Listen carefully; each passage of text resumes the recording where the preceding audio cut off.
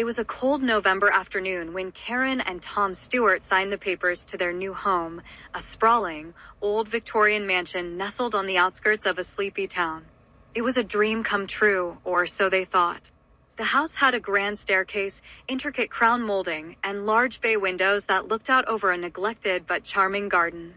The previous owner had passed away under mysterious circumstances, and the place had been sitting empty for years, abandoned and forgotten.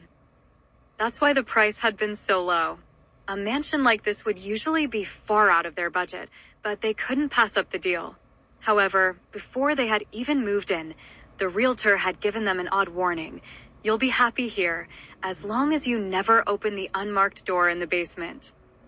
Karen had laughed at the absurdity of it, brushing it off as a ghost story to spook new buyers.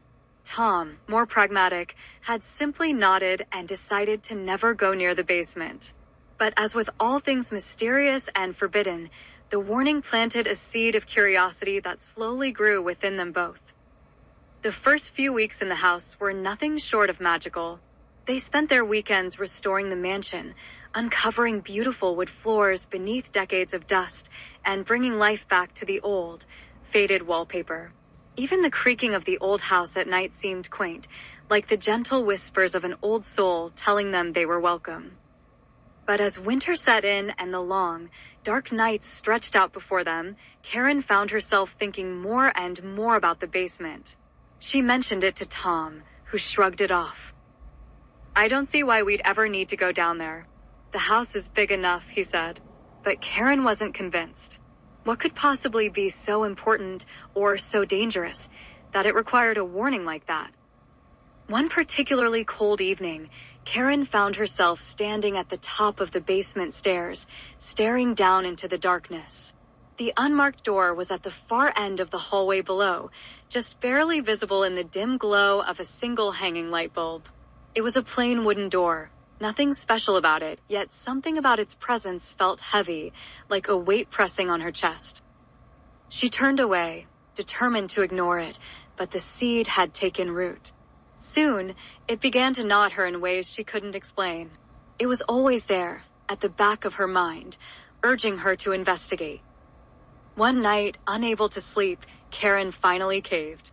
She grabbed a flashlight, pulled on a thick sweater, and crept down the stairs. Tom was fast asleep, oblivious to her quiet movements. Her breath clouded in the chilly air as she reached the basement, heart pounding with anticipation. The closer she got to the door, the more her nerves began to fray. Her hand trembled as she reached for the doorknob, but when her fingers finally brushed the cold metal, she hesitated. The air around her seemed to change, thicker, heavier, as if the very atmosphere was trying to stop her. But Karen couldn't stop. She twisted the knob and slowly opened the door. The door creaked open to reveal another room, one that shouldn't exist.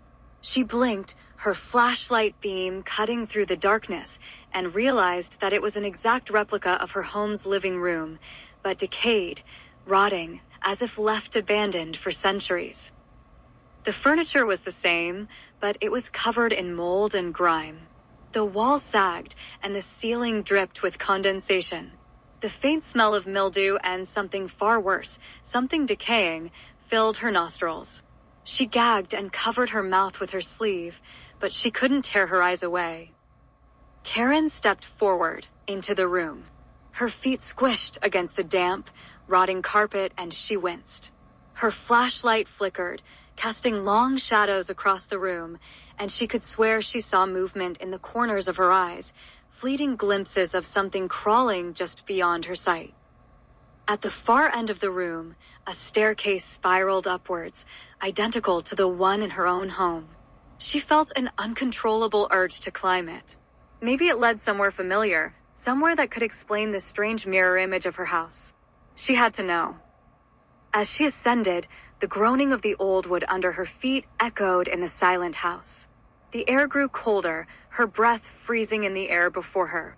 At the top of the stairs, the hallway stretched out, just like in her real house, but it was different, wrong. The doors were slightly off-kilter, the wallpaper peeled back to reveal something dark, pulsating underneath. Suddenly, she heard a sound, a familiar sound. Footsteps, heavy and deliberate, coming from the room at the end of the hallway. The same footsteps she and Tom had been hearing for weeks late at night, which they dismissed as the house settling. But now, they were real. Karen's stomach dropped. She turned, running back down the stairs, her breath coming in ragged gasps. She made it to the front door of the decayed house and flung it open, racing back into the basement. She slammed the door shut behind her and pressed her back against it, heart hammering in her chest. Everything went silent. After a few moments, she calmed herself enough to return to her bedroom. Tom was still asleep, unaware of what she had just experienced. She considered waking him, telling him everything, but she knew he wouldn't believe her. Not yet. The next day, Karen tried to forget about the incident, but she couldn't shake the feeling that something had changed. She avoided the basement, kept busy with housework, and tried to maintain a sense of normalcy. But the footsteps, they continued. Each night, they grew louder, closer. And soon, Tom started hearing them too. "What's that sound?" he asked one night, sitting up in bed. Karen swallowed hard, her throat dry. "I think it's coming from the basement."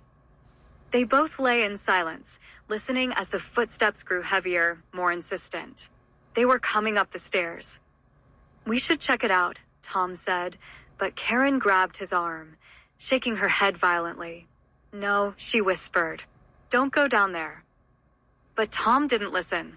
He got up, grabbed a flashlight, and headed for the basement. Karen followed reluctantly, fear tightening her chest with each step. They reached the basement door and opened it, but this time, something was different. The unmarked door was wide open, and from the darkness beyond, a voice called out, a soft, almost inaudible whisper.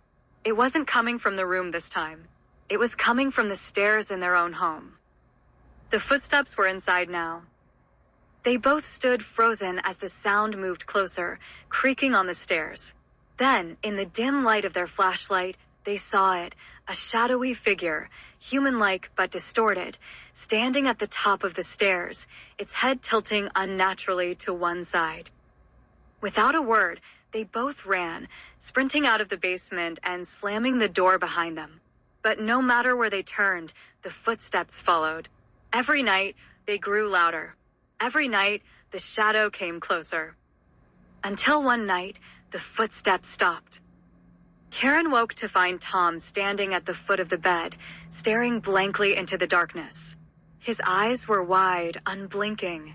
He turned to her, but something in his gaze was wrong. "We never should have opened that door," he whispered. Before Karen could scream, Tom's body collapsed to the floor, lifeless. But the shadow,